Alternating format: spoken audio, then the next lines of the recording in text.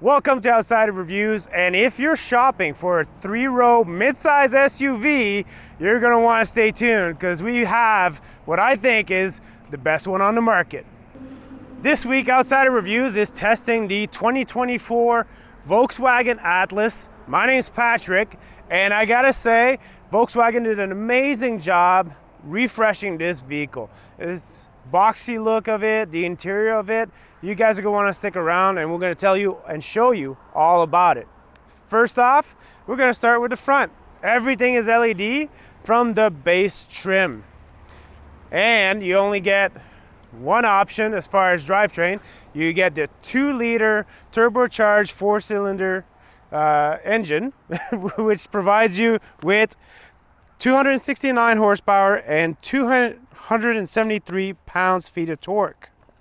It's got an 8-speed transmission and can tow up to 5,000 pounds. Fuel economy in this vehicle in the all-wheel drive is, in Canada, 11.8 in the city, 9.8 on the highway, which gives you a combined fuel economy of 10.8 liters per 100 kilometers.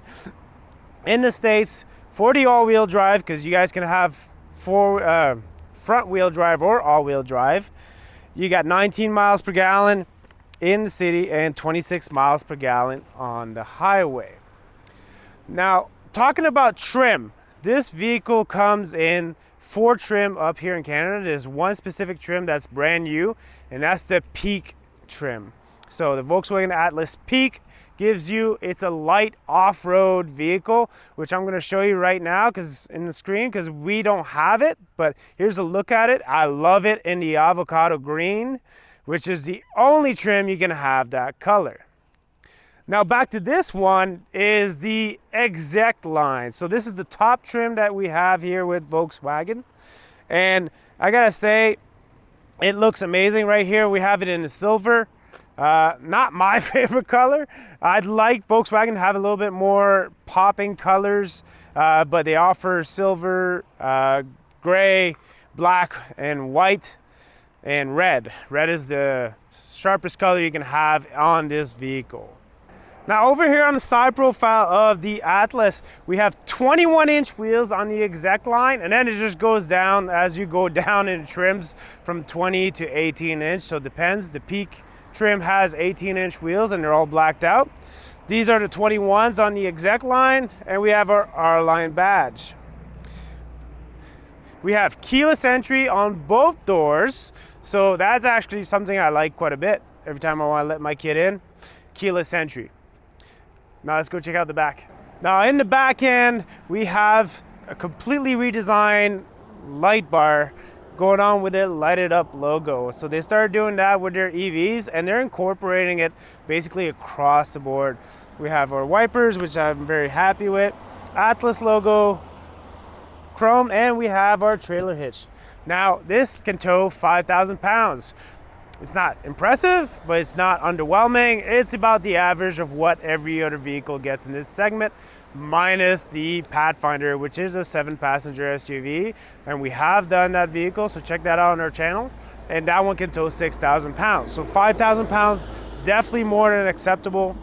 4-motion badge, so this is an all-wheel drive, and these are full exhaust, so they're not real exhaust, they're just for looks. Now let's take a look at the trunk. So tailgate is electrical. You can do it on the remote, or you can just do it by pressing the button underneath. What you'll notice is lots of cargo space, especially for like a 3-row SUV. This is 20 cubic feet of space, and if you want to put the seats down, it's fairly easy, just like that.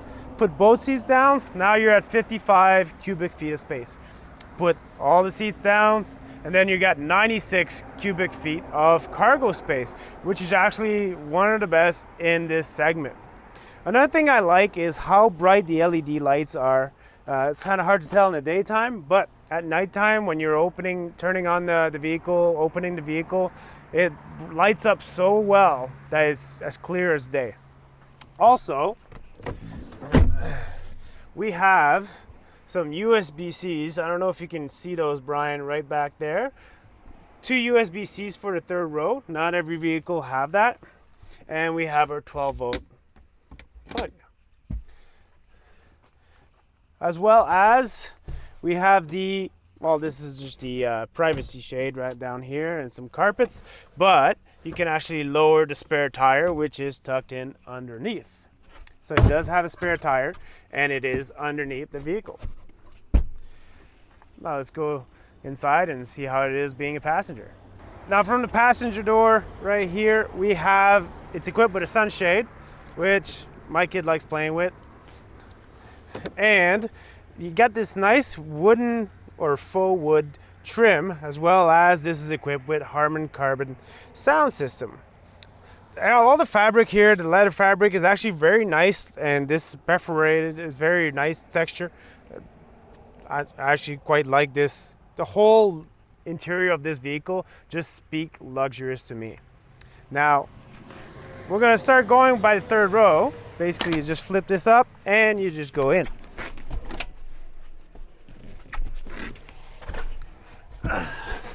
Now, being in the back here, I'm a full-grown adult, and as far as legroom, it's acceptable. I'm not sure for a long road trip, but let's face it, the majority of people is going to be back here is probably going to be like 10-year-old kids, and for them, this is ample amount of space. They have some cup holders and some cargo space. And let's go to the second row.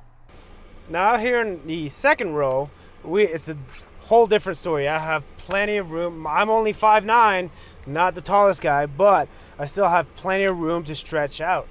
The seats are very comfortable. We got some captain's chairs going on here. And like I said, there's some lighting here that is completely bright. I don't know if you can pick that up, but it's very, very bright lighting, as well as down here. And you have ambience lighting down here, which you can't really tell right now because it's daylight. Now you still have your handy dandy fancy pocket where my kid likes to put his tablet, and he has his own climate control, which he likes to play with. You have two USB-C charger points right here and a 12-volt plug. Now these seats are also reclinable, which is always good because you can customize, and you can also adjust forward and backwards if you decide to be nice to the people behind you and give them more leg room. So overall, this has a very good quality interior. I am very impressed, and you'll be even more impressed when we take a look at the front. Let's go. Now here in the driver's seat, the first thing I noticed when I got in here is how spacious it is. Definitely not having a regular shifter, but it's just everything you just got. I'm not tall, I'm only 5'9", but I am wider than most people. That's just a fact of life. I was born with these shoulders, not my fault. But I'm very, very comfortable in this, especially when I compare it to all the other previous vehicles we've driven. This is one of the most comfortable seats I've ever been in. Now, the theme continues as well as with the full wood. I actually love this material, and I love the look of it. They redesigned the interior, and because it was very outdated compared to last year's, you had a smaller screen that was in the dash itself. This one pops out a little bit, and you have the 12-inch screen here, which is quite responsive. And we have a 100% digital gauge cluster right here in front for the driver. It's 10-inch and highly customizable. You can customize every aspect of this.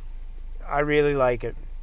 As far as the steering wheel, now they've done away with the bezel that we've seen from the ID4 and also the Tiguan, and they've moved to hard press buttons, which I think was a good move. We got the light stock here and the wiper stock here. No change to those.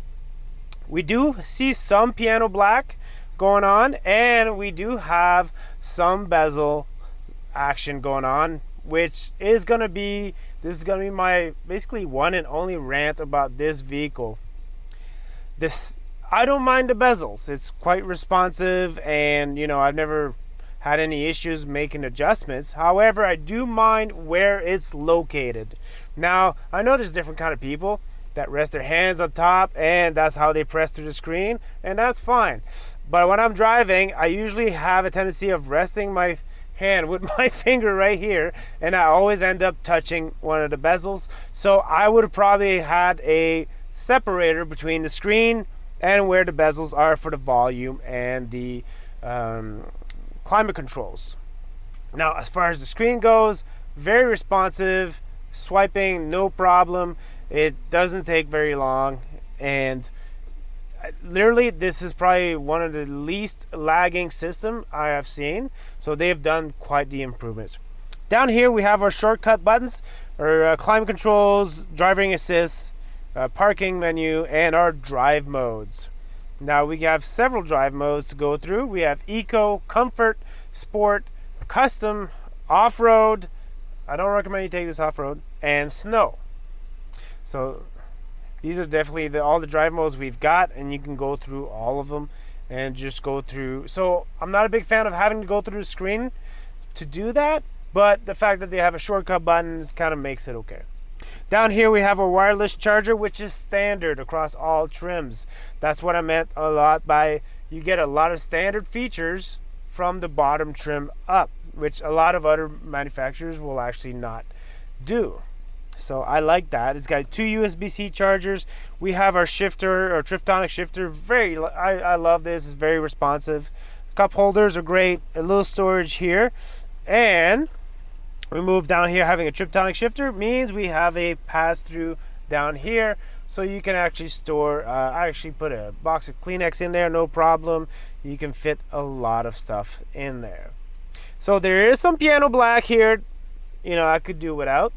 And there is some ambient lighting, which you might not be able to pick up right now during the daytime, but it's actually very customizable. You can go through every color of the rainbow and choose whatever color you want.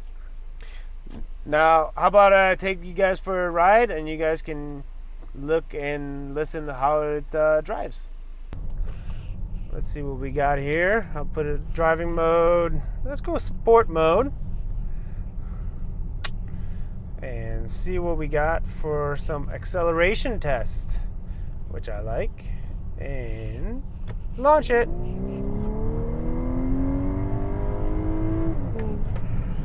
I love the sound of the turbo. You can definitely hear the turbo kicking in, and I love how it's got some good pep. It's not, you know, it's not the most horsepower. It's, you know, it's a 4-cylinder engine. It's got that turbo that kicks in, but you know, I've got no issues with it. Good acceleration.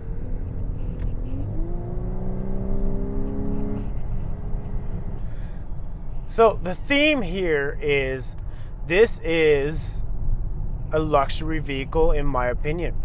It is designed for comfort, smooth driving, and you feel that in the handling of it. It's definitely got a smooth steering wheel, smooth handling. Now, when you take bumps, like when we go over speed bumps, it has a little bit of bounciness more to it. But like I said, this is geared to be smooth, comfortable driving vehicle, and it delivers. I love driving this vehicle. I think it's definitely like one of the best as far as like comfort vehicle. Now, the Mazda CX-90, we're going to talk about some competition here. Mazda CX-90 is a more sporty vehicle. It's probably a little bit more torquey. Handling is a little bit more sporty in the curves and stuff, although this hugs the road very well when it's time to turn in the curves. You have the Toyota Grand Highlander, which is obviously the advantage of the Toyota Grand Highlander is that you can have multiple powertrains. You have the hybrid, you have the 6, you know, you can customize it quite a bit as far as the powertrain. And that is where this probably, you know, loses points a little bit, because you only get one powertrain and that's it.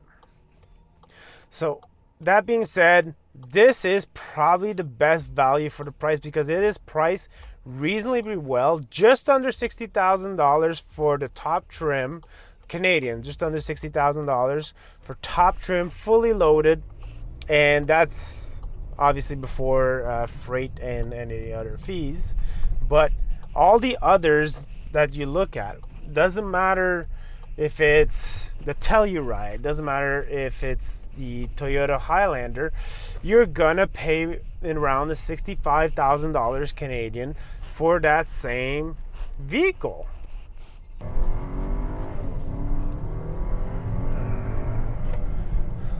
So as far as fuel economy, this vehicle, I'd say it's about average on fuel economy. So that's where I'm at as far as like pros and cons of this vehicle. One big pro for me is the value of the pricing, what you get for what you pay. From the bottom trim, you get wireless phone charger, LED lighting, well, same powertrain as you would as the higher trim, heated and ventilated seats. That is definitely good value for your dollar right there. You can also go with, it's a little higher than the Telluride, which is another from Kia, the Kia Telluride, which definitely feels more like a truck-like vehicle. It's more boxy and it's a little bit higher up. Now clearance, you know, it doesn't have much more clearance, even if you go with the off-road variant, which is the peak, you know. So that's not where it's going to win. Where it's going to win, where it's going to get you guys, you're going to get in, you're going to feel the comfort, you're going to feel the handling, and the functionality of everything that's been redesigned in here, which is really good.